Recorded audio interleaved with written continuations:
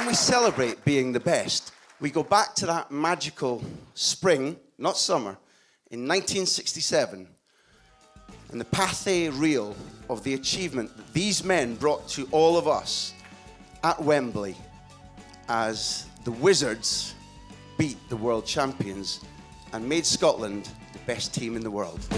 Roll the film, please.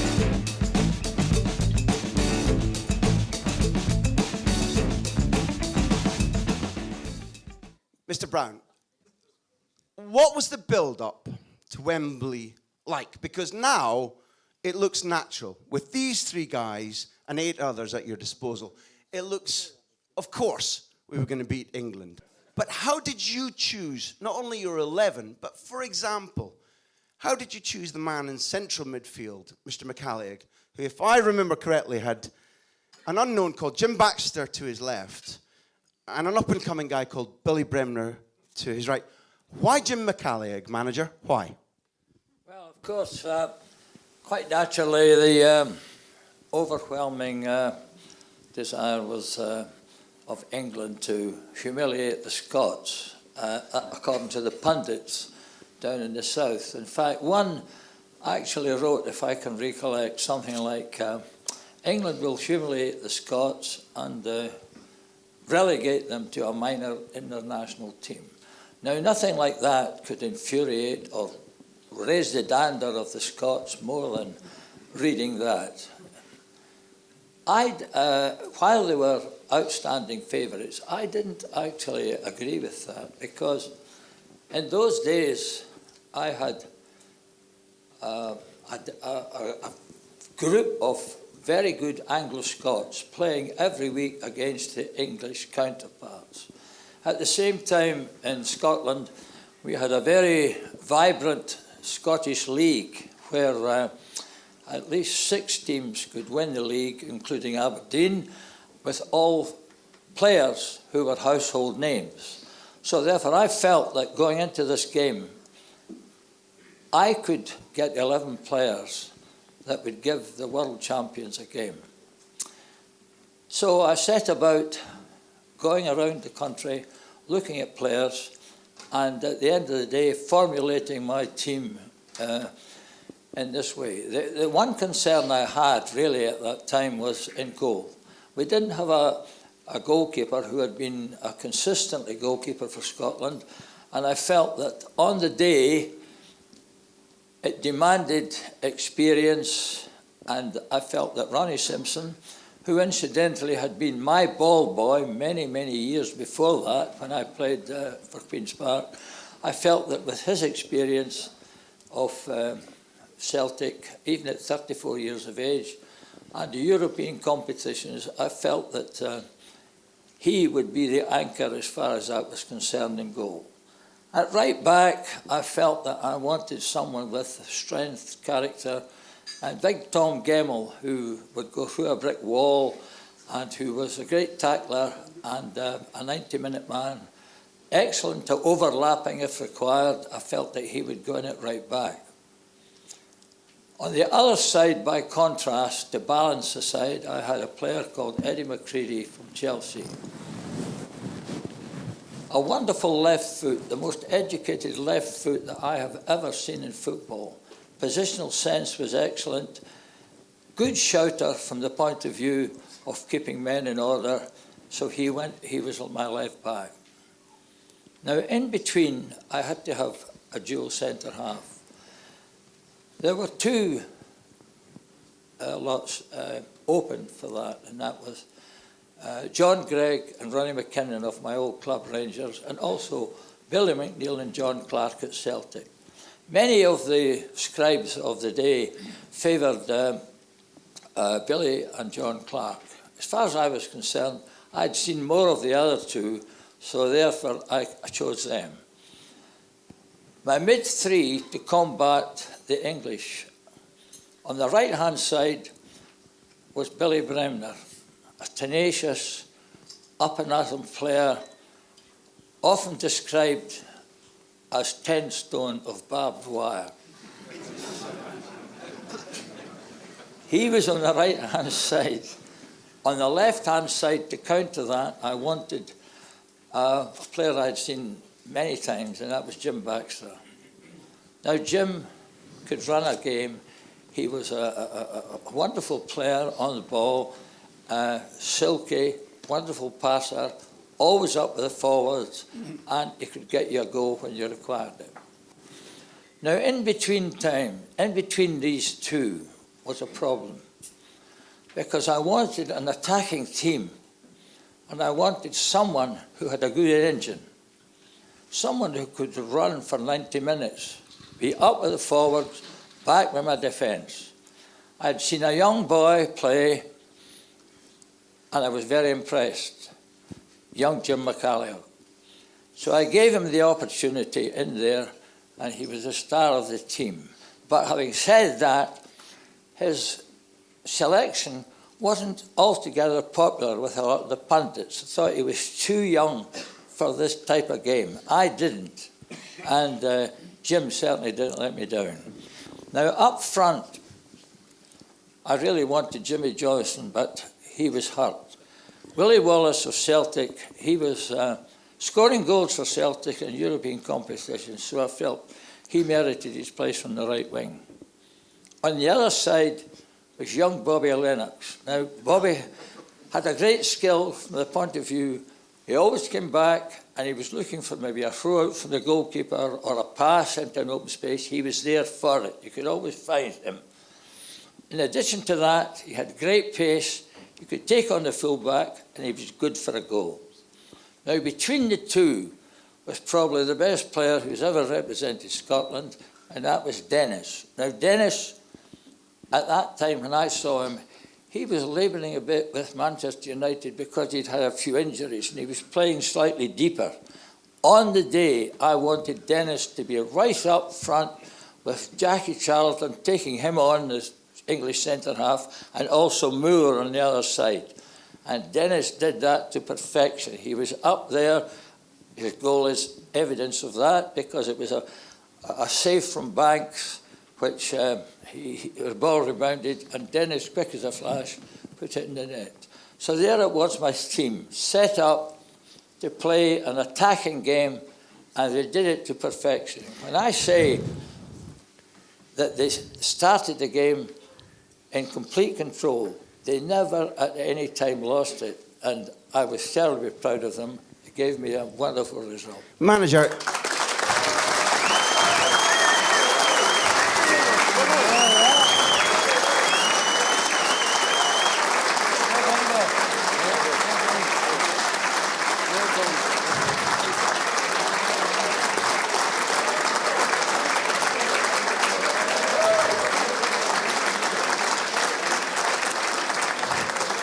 Manager, I told you this afternoon that we had an intelligent football audience, and so I'm glad I didn't have to ask for the round of applause that deserved.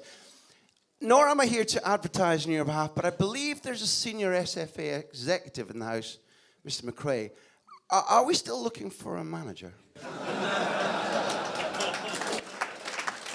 and manager, are you still available if called? No. If called. That's a yes. Mr. McCalliog, do you recognise the inspirational words of a man who was running his first ever football international as coach, as manager, as the guy who was choosing the team? Is that the kind of rousing speech that Mr. Brown gave in the Wembley dressing room that afternoon? No, not really. The boss just walked around and had a few quiet words with everybody. We didn't have a lot of tactical discussion. I didn't think it really merited that. I think Bobby Brown, the gaffer, picked a team to win the game. He picked players that, in my opinion, were as good as England, and England were a great side because obviously they'd won the World Cup. No, we got on with it. The dressing room was very confident, especially when we met on the Thursday. Myself personally, as the youngest, I just watched them on the ball. I just watched how confident they were. They weren't afraid. There was no, we're not good enough to play England or anything like that. The banter was fantastic. The boys were in full voice, really. And as the youngest, I knew it would be fine. You'd spent your whole life playing in England, your whole life up until the 20 years and 6 months you were when you debuted for Scotland against England at Wembley. And I know you weren't intimidated by Bobby Charlton or Nobby Stiles. So which players, when you met up with them, did make your heart skip a little beat? Were they the guys on your own team? Yeah, I think so. I think, like, as it's proved in history, Dennis, Bobby Lernnox, and Jim Baxter and Billy Bremner, I think they're as good as anybody that's been produced in X amount of years, whatever years you want to talk about, in the UK and also in world football, because they've proven that.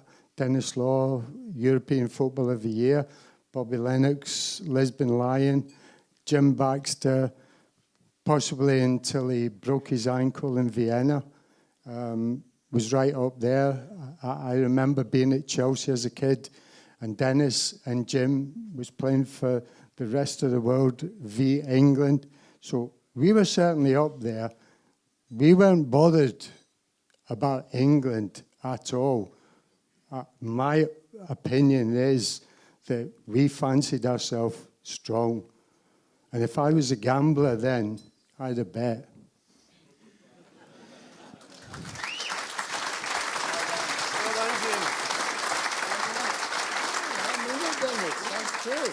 Bobby Lernnox, he's talking about you. He's talking about you. Aye, you. Who was?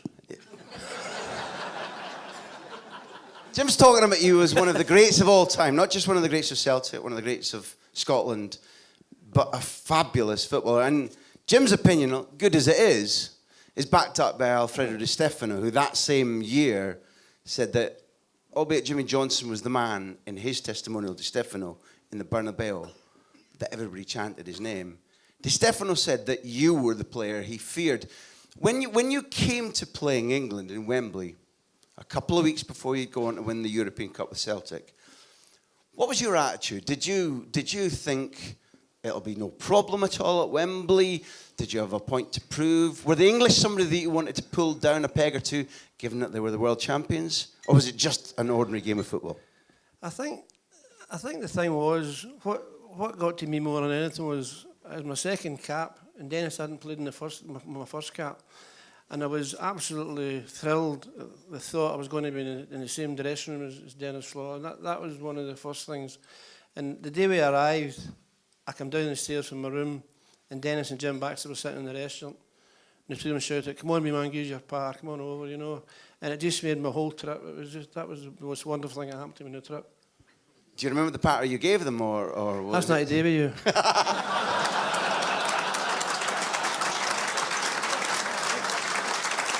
No, okay. This is a truth-telling salon. Bobby and I rehearsed that earlier on. There's no. If there are any more good lines tonight, it's a fluke. Did you sing as you were driving up in the bus to Wembley? Because that was your habit. No, I think with the boys at Celtic Park was sung every time, but it was a newness with the boys in that team. A lot of us hadn't played together, so there wasn't much singing going on. But I did see my dad sitting on the stairs before we arrived, and that was a big Sitting on the stairs where, Bobby? outside Wembley. In the Wembley way, when the team buses got up, I managed to see my dad, and that made my trip as well. So it was great. Talk about what that means, though.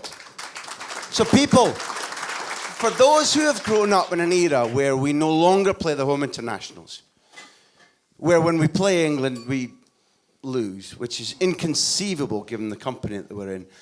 What was that trip down to Wembley like then for the paying punters, for your family? Well, I think I've saved up for 2 years to go to Wembley, and it was just a great occasion for everyone. But when they talk about the players that we had, before the game, we had 4 of the most experienced Anglos playing down in England, with the best young player in England coming into the team, with 4 guys going to play in the European Cup final, and with 2 other guys going to play in the European Cup Winners' Cup final. So it couldn't have been bad, what the team we had. Although the English ridiculed us before it, I don't think the team was a bad team. Sir Dennis, as I think you should be known, the freedom of the city is just one small step towards your proper title. Bobby's made a point there because I'm not sure, because you're so... The people that you work with at Manchester United have become more than simply friends or teammates. And therefore, I'm quite sure that after 1966, where you famously were delighted for England to have won the World Cup, I'm absolutely sure that Nobby Stiles and Bobby Charlton hadn't said a word about their triumph leading up to the game, and that, again, for you I ask the straight question, was it just another game to play England at Wembley in 1967? I would say that the game against England is not just another game. This is an important game, and particularly with them being the world champions as well. And you don't have to give any sort of, way to play the game. You just go out there and battle. And that was what we always did against England. And we played extremely well in that game.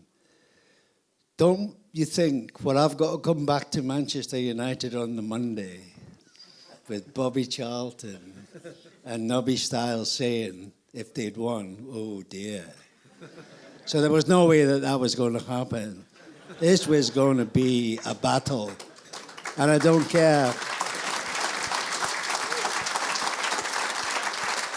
Now, we've seen a small pathé reel of it, Dennis, but when we talked through just about every minute of the game this afternoon, your memory was pinpoint about most of it, but you scored the first goal, and I asked you, how on earth, having seen you score every type of goal imaginable, for Huddersfield, Manchester City, Manchester United, and Scotland, fewer for 2-0 because I wasn't alive at the time, but your reaction off the greatest goalkeeper in the world, Gordon Banks, is lightning fast. It's astonishing. Were you prepared for the rebound? How did that first goal happen? Excuse me. I never liked goalkeepers. No. I like our own goalkeeper, but not the opposition goalkeepers. And no matter who they are, Gordon Banks or whatever, we want to score against them. That is it. And we went out that day at Wembley against the world champions, and we were going to get going. And if we play well, we could turn them over. So it was the fact that I was dreading coming back to Old Trafford on Monday if they had beat us. Can you imagine Bobby Charlton and Nobby Stiles like, oh, what about you lot, whatever. No, we weren't, no. No, we went out and then beat them. And don't forget, they had won the World Cup the year before, which I've never seen anyway. Even today, I've never seen it. So it was just lovely. It was fantastic to get the young players into the team as well and perform as we did. And we could have beat them by a bit more. I wish we had, actually, because I never forgot the time when we slipped down a wee bit at Wembley a few years before. Does anybody remember the score? No, I can't either. I think it was quite a lot. But so Dennis, we've won World Cup and they've won World Cup, so it's 66 them, 67 us. Yeah, but of course. 93 it was. What? I never listened to him anyway during whatever team talk he would give me anyway. He didn't need anything doing, but it was fantastic for him to lead us on a victory there. And 94 as well, eh? Isn't he look well?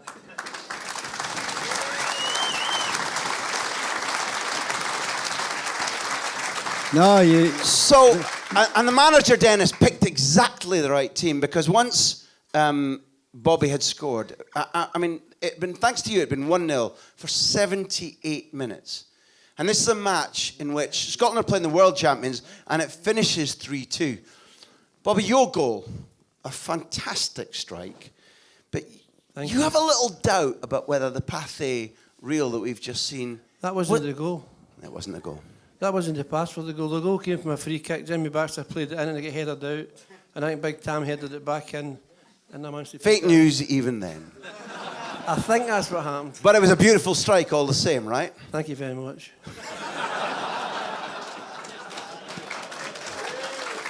Where's Graham, Tom? Graham, you can have my fee back. Bobby's doing all the work.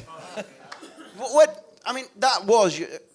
I think it's useful for everybody here tonight to understand that was only your second cap. At that stage, you still hadn't won the European Cup. You weren't a Lisbon Lion. When you strike the ball, when it goes in, it goes past Gordon Banks, as Dennis has pointed out, a year before, the supreme goalkeeper in the world. He's going on in 70 to save that header from Pele. When you strike it, what does that feel like? Do you remember the celebration? Did you think of your dad who'd been sitting on the steps outside? If I'd kept running, my dad said if I'd kept running, I'd been up to stand beside him. He was right opposite where I was. But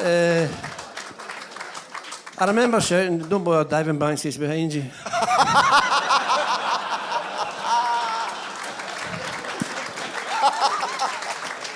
And Pathé cut that sound file right out.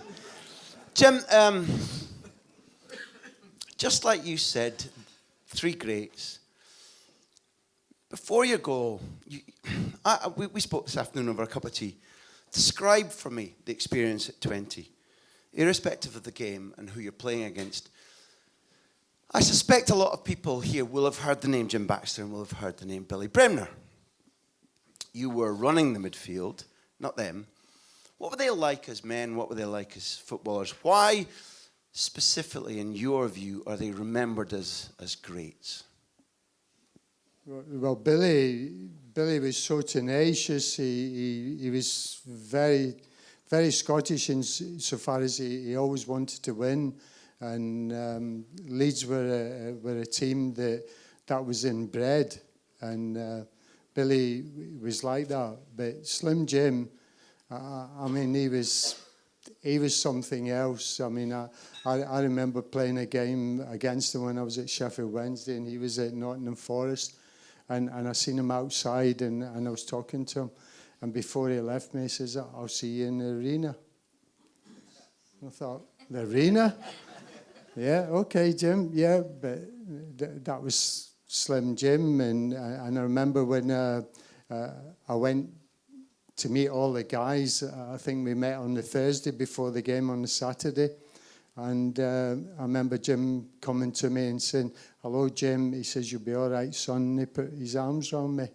And, of course, when I seen Dennis arrived as well.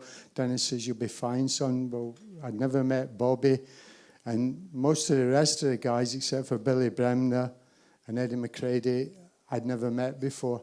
So for the gaffer to turn us around into a team, I give him a lot of credit because he picked the team. It was his choice. A lot of people said that I was a gamble, including Mr. Willie Waddle, who I respect, was a footballer himself, was a journalist. But at the end of the day, the gaffer made the choice, and his choice was to play me in midfield. Gaffer, if I may redirect Jim's praise towards you. Sorry? If I can direct Jim's praise towards you, Right. You made 2 very big choices. One was Ronnie, your former ball boy, in goal for his first cap, and Jim in centre midfield, and both of them worked brilliantly. I want to ask you 2 things. When you made those choices, were you nervous, or were you completely clear that they were the right choices? And when you were watching the game, what were your emotions in the last 12 minutes as 1-0 finished 3-2?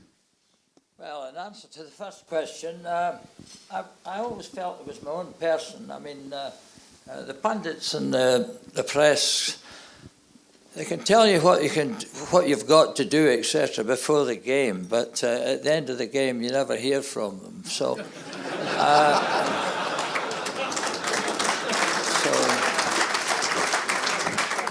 I quickly learned that to be my own person. That's the first thing. The second thing is talking about Jim Baxter.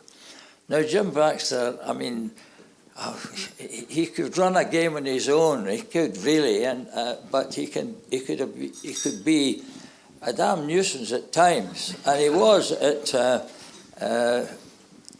in the late second half of that match because he started to play keepy up. And I remember Dennis roaring at him because we were so much on top. It was 3-1. And Dennis had had a couple of great shots, magnificently saved by Banks. Otherwise, it had been 5-1. And here was Baxter playing keepy up in the game.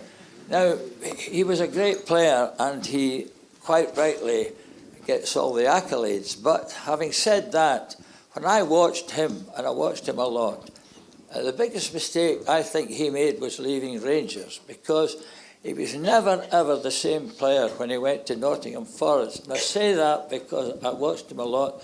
And when he was in a struggling team, he was quite a different player. But you give him a player in a team that was going forward, there was no better in the world. Absolutely first class.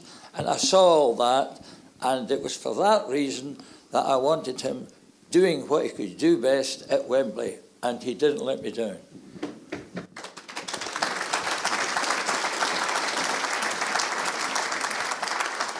Bobby Lernnox, as well as scoring a fantastic goal, one of the goal scorers for England was portrayed as something of a hero, Jack Charlton, because he played with a broken toe, scored a goal, all this kind of nonsense. Now, Bobby, I know, but do you remember how Big Jack broke his toe?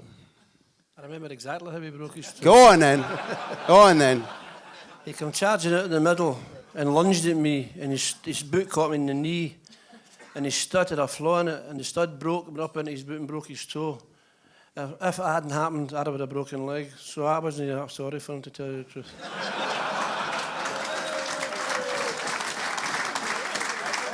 It was actually Billy Bremer that said he had a photograph down at Ellen Road of the challenge. That's how I knew about it. And it cost you. I mean, you were a hard man as well as a brilliant footballer. Oh, I was a hard man.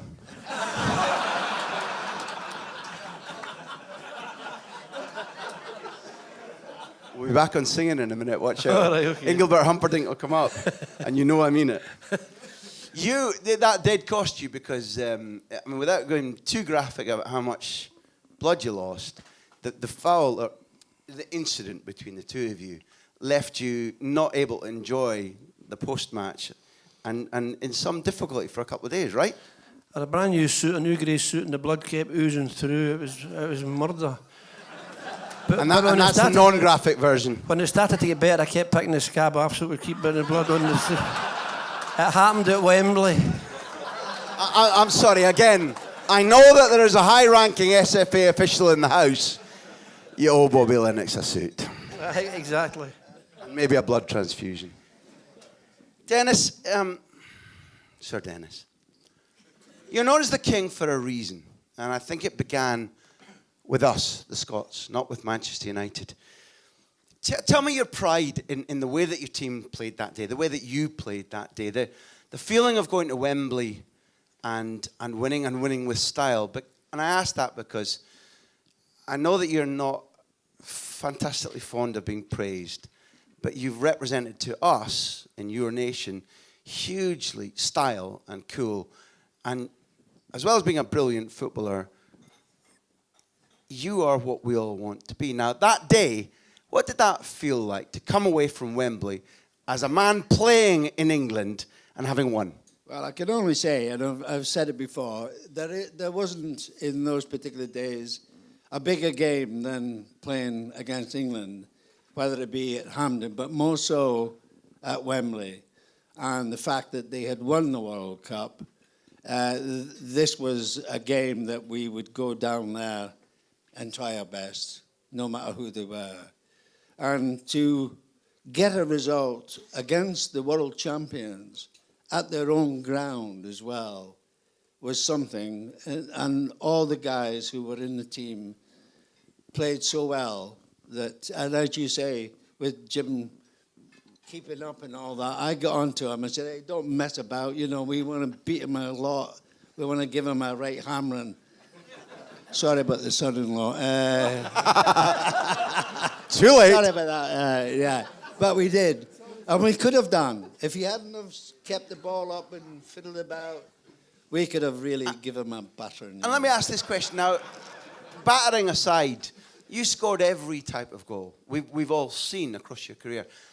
The one that the manager talked about and we saw in the film, where you've tried to chip Gordon Banks, and it's a beautiful effort. It's a Phil Mickelson lob. It's judged perfectly. Did you say that, Bobby? Did you actually say that? Did you say that? He said that... I'll put it this way. I would never shoot outside the penalty area. I wouldn't have reached a goal. So in that sort of area, 10 yards or whatever, I wasn't too bad, yeah. But I can't remember him congratulating me on that one, yeah. And Gordon Banks gets a long fingernail to it. Otherwise, that is going in to be one of the great goals of your career. Well, that would have been lovely, wouldn't it? Oh, yeah. But you never like goalkeepers. Get that Jonathan, yeah, where is he? Yeah. Have you heard this? Don't you be doing it anyway. No, but to be fair, let's look back. It was a fantastic result for Scotland.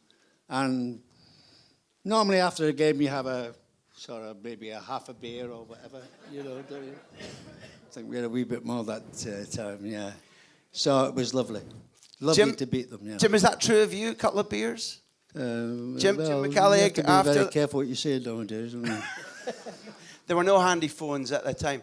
No. Mr. McCalliog, post-match, did you celebrate with a couple of beers or champagne, or how did it go?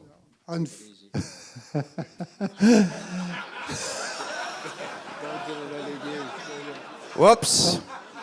Also not rehearsed. Although I was the youngest, unfortunately, I didn't drink.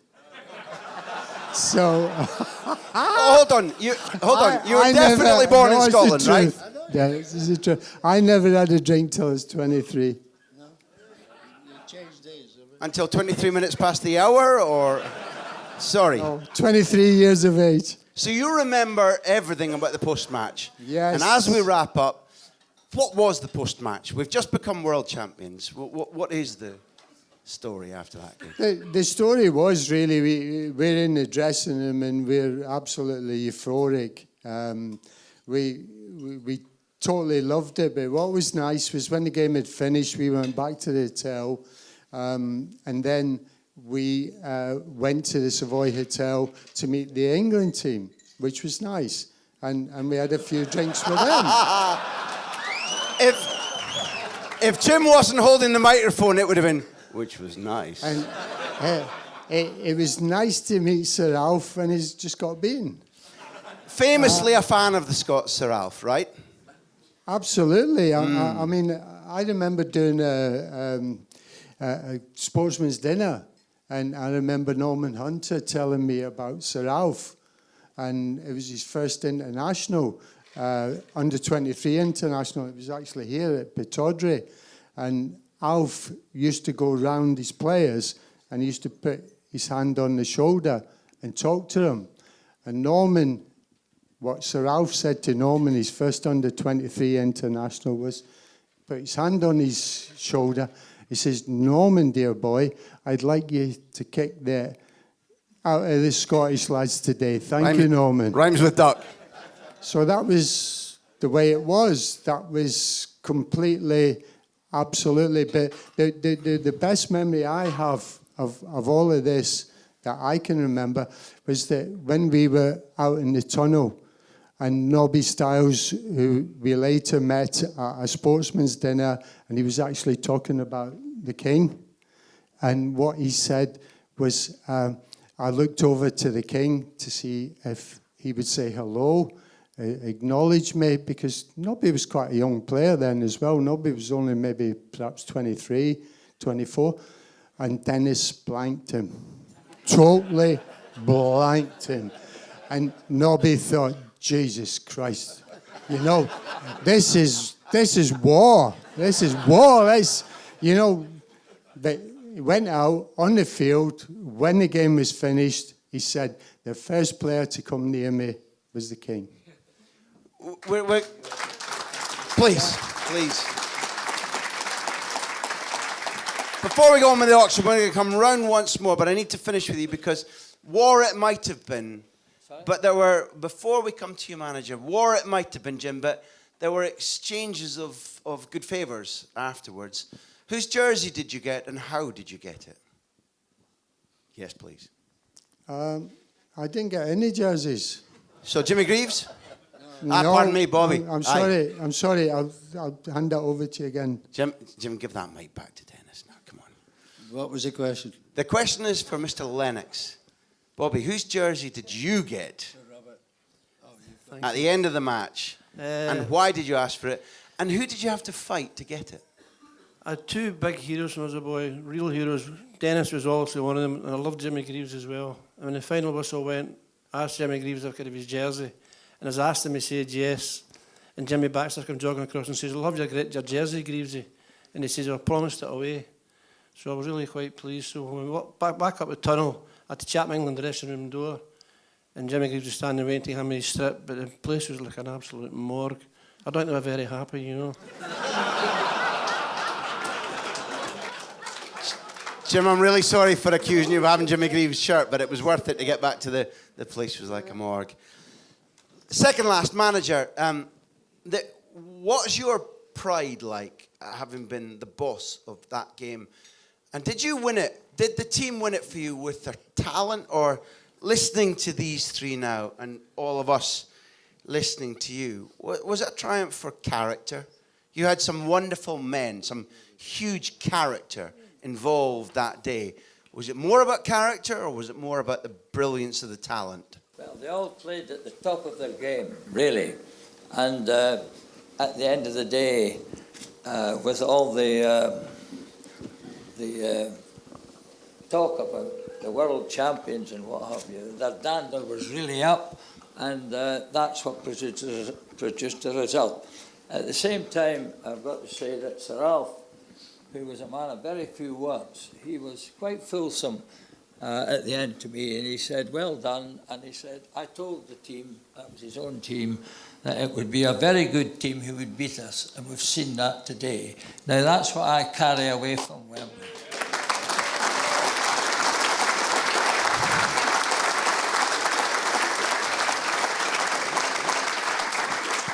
I'm so sorry to bring an end to listening to what I introduced as true greats.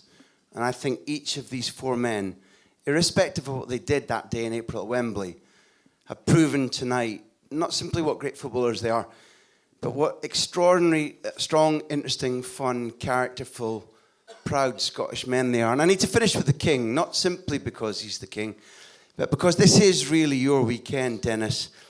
Just two fairly simple ones. Are you sure? Well, I'm fairly simple, so why not? Okay. One, you had so many fabulous days like that in your life and in your career. But when I spoke to Bobby and Bobby Lernnox and Jim today, I was touched by the fact that they still adore you, that you've got great, great friends.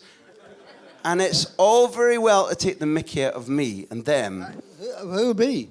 Yeah, you. No way I would do that. Dennis, you're adored. No. Now, that goes beyond your playing. Did you try and demonstrate friendship and teammate ability to people around you? And does friendship matter a great deal once you've finished a career like yours, not simply the trophies? It's a very complicated question, isn't it? Overcomplicated answer, right? What? Do you like me? I like you. You like me? I like you, yeah.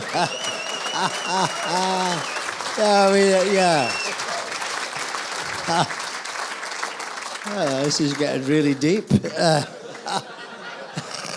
It's our first round of applause, so it's worth it. Well, you know yourself, football is not about individuals. Football is about a team, and it's players. All right. Goal scorers seem to get most of the coverage in the press, but without the rest of the players making those passes for you and making it. So, although it's lovely scoring goals, it is nice to win, and you need a team, and that's where the team that particular day we all battled together. We weren't going to let England beat us, and we beat them.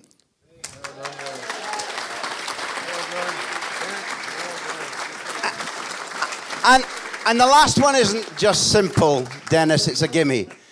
You're an Aberdonian.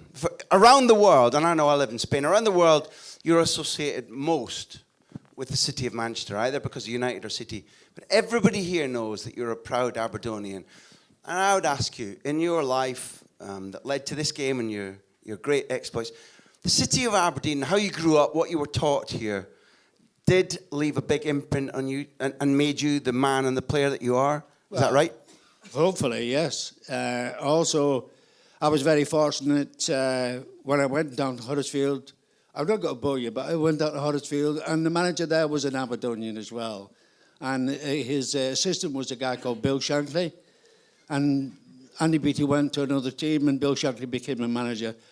Bill Shankly taught me everything in the football world. I had five years with Bill Shankly. So it's been Scots all round, the players and also the managers, Samantha Busby, Bill Shankly, Andy Beattie. So I've been very, very lucky that I've had people like that, Scottish people.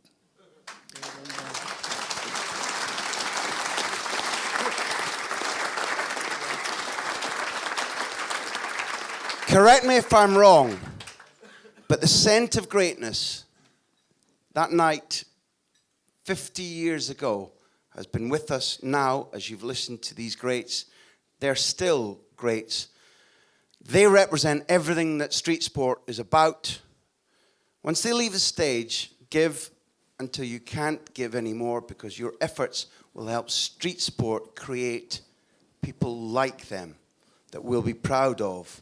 But for the moment, you've been listening to four of the greatest men in sports that this country has ever produced. Jim McCalliog, Denis Law, Bobby Lernnox and Bobby Brown.